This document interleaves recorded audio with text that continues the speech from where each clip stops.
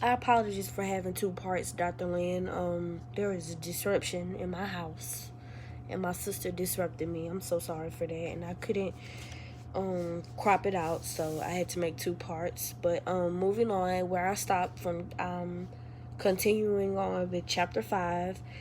Chapter 5, it breaks down. In chapter 5, it breaks down dramatic play. The title of chapter 5 is Invited Children's Participation in the Dramatic Arts. It breaks down dramatic play and allows students to build upon knowledge as they learn about curricular areas. Um, as a future educator, my daily communication with students and their understanding will rely heavily on storytelling, and storyteller is me, the teacher. So the value we place on our stories and the stories of others really depends on us, because we are the ones that choose the books for them to read and to get familiar with. A lot of these books need to be focused on, we basically choose the books that children need to read, and we find it suitable. We are the ones that judge the books that finds the books suitable enough for kids to understand. Um, in my classroom, I will experiment with creative dramatics with my students, and I will make sure that it's suited for their age, as I said before.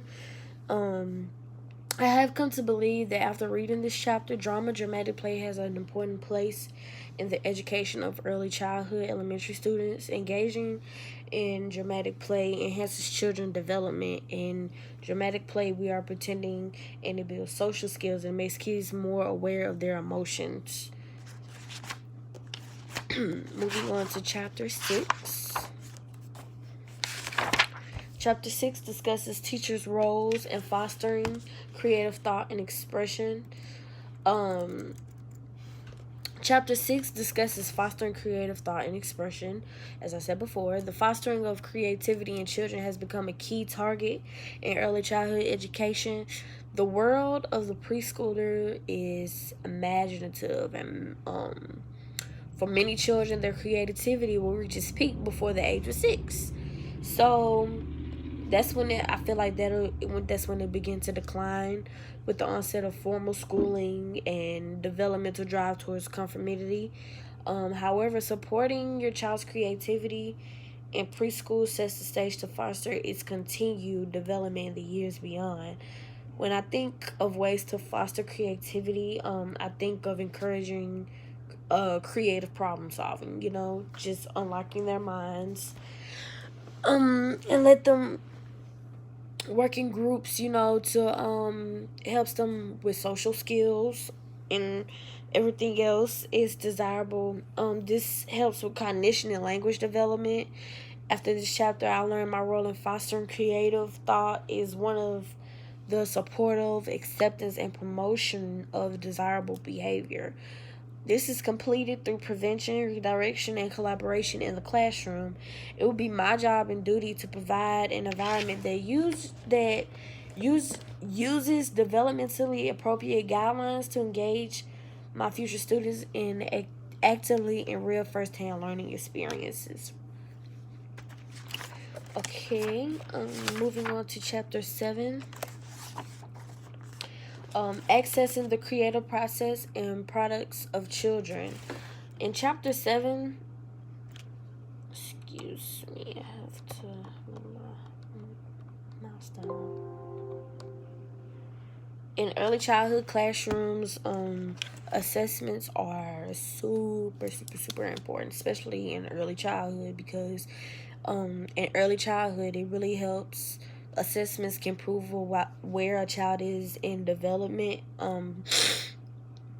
In early childhood classrooms, assessments are used to gather and provide educators, parents, and family with key data about a child's development and growth.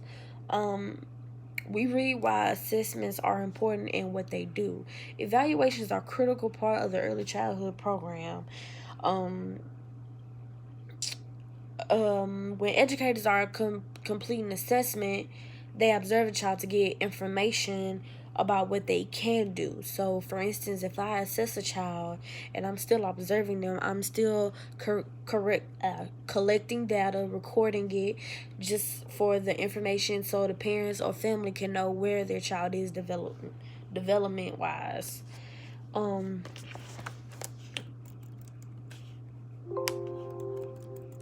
Teachers do assessments to ensure learning outcomes are understood.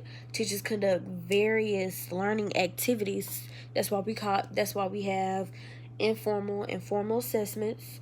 A successful evaluation of learning must start from the beginning, during and at the end of the lesson. There are many methods of a child assessment that can be informal, as I said. These methods are done by conducting natural observations, collecting data in children's work for portfolios using educator and teacher ratings. Parent ratings are a form of assessments also. Parent rating helps integrate parents into the assessment process. This is done by parents observing and listening to their child, which can help detect and target important milestones and behavior in the child's development. I had 2 more words. Okay. Moving on to chapter 8. And in chapter 8, we discuss... I bookmarked all of these. And... Sorry, Dr. Lynn. In chapter 8, it discusses children's creative work in diverse families and communities. In chapter 8, I really feel like it's one of my personal favorites because I feel like children need to know there are different backgrounds and cultures and that they may even be in your classroom.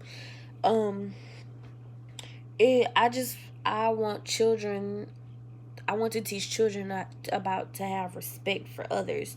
Celebrating the beauty in our differences builds a stronger community, not only in the school, but in their community also. It teaches them how to respect others, how to love, diminishes prejudice or fear, and enriches our society by creating global citizens in our children.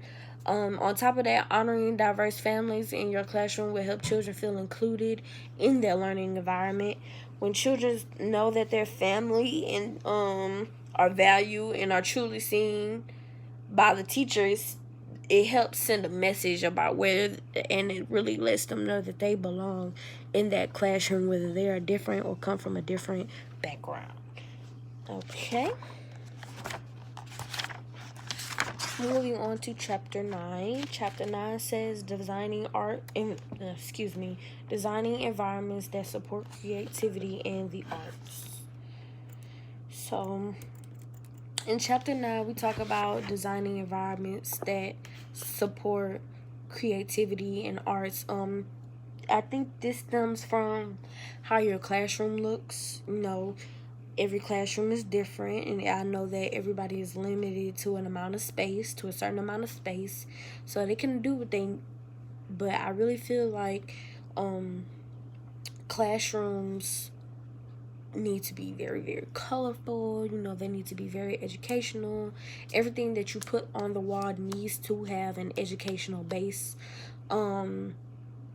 Fostering a creative environment helps children engage in abstract and analytical thinking. It sharpens their visual spatial activity, and it helps them become more repetitive to out-of-the-box thinking, quote-unquote. Creative thinkers are more able to suspend judgment about people and circumstances and avoid gender stereotyping. They have high degrees of autonomy and demonstrate self-discipline in matters regarding work. They are able to delay gratification, tolerate ambiguity, just demonstrate high levels of self-control. Creative learners are big picture global thinkers and with willingness to take risks and strive for excellence. So I believe with my guidance, any student can become a global thinker, making connections and real life experiences through art. This can lead to a lifetime of creative thinking and future problem solving. And because I'm pressed for time on my video, I don't want it to run it too long and I won't be able to upload it. But lastly, we have chapter 10. Using creative materials and resources effectively. I believe that there are many materials that should not be used in the classroom. Materials are concrete tools that children use to explore, experiment, investigate, and understand their world. And I feel like it's not enough of that in these classrooms. I feel like children are vehicles used in a classroom, and they learn the knowledge, skills, and attributes associated with curriculum areas. They are also tools for teachers to assess children learning, development, and self-expression. Thank you.